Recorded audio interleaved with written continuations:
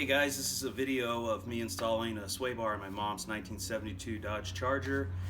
It's a POL sway bar, which is Performance Online. I think after shipping it was roughly about 200 bucks. Pretty easy installation. I had issues filming with the audio. I ended up using a GoPro and had it in a case that was for underwater, so the sound sucks. So anyway, that's why I'm doing this little intro on it. It's basically pretty simple.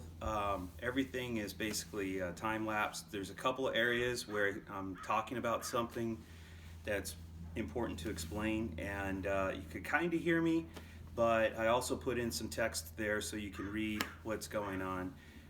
Anyway, it'll be a pretty short video, and I got to get this one released so that I can make room to do some other video editing, because I do everything on my phone, and it takes a lot of space on my phone. All right, hope you enjoy it.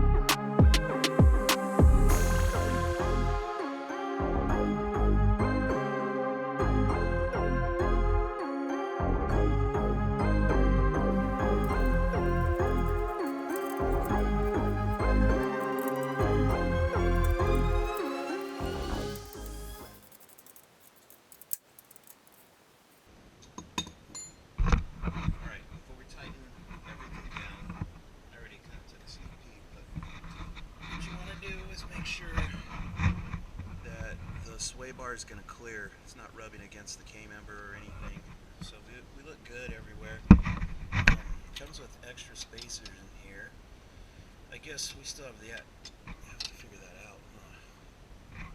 Actually, given the distance here, and that no, it should be okay. So the rubber's already up against that plate. Anyway, there's extra plates. So you can, pull shims out so that it goes up higher, or add some in to lower the bar so that it has a bunch of clearance through. Okay, we're good.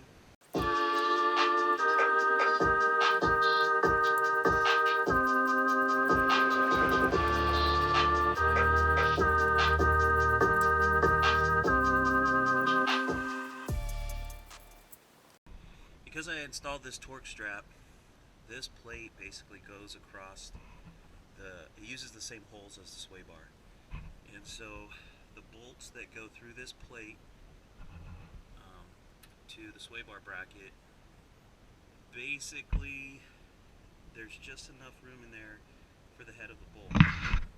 So I have to get a pretty thin 9/16 to cram in there.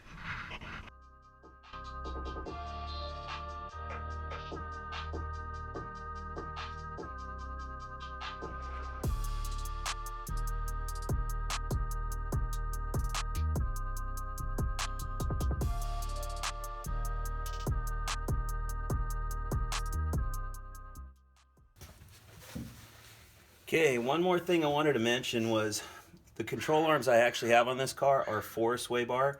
So they have this extra tab that's welded onto the lower control arm that the sway bar attaches to. Not all cars got this tab. If it was a non-sway bar car from the factory, they didn't bother putting this tab on there. This kit comes with this L bracket, so you could basically drill a hole into your lower control arm, bolt it up, and then the sway bar attaches to that. I mean, if you haven't had your lower control arms powder coated or anything, I would recommend welding it on in place. Maybe put the bolt through it to hold it and then weld around it so that it's really strong. So anyway, I wanted to mention that. The other thing I wanted to mention was that, and let me pull the phone off the stand.